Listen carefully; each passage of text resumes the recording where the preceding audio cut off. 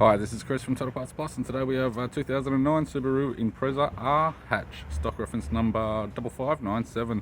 The shape runs from the 4th month 2007 through to the 11th month 2011. It has an EJ20 2-litre 4-cylinder petrol engine backed by an automatic all-wheel drive transmission.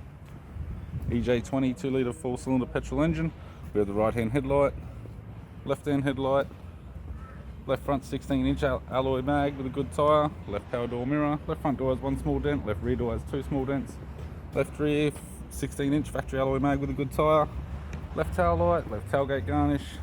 Tailgate appears to have no damage apart from one small dent.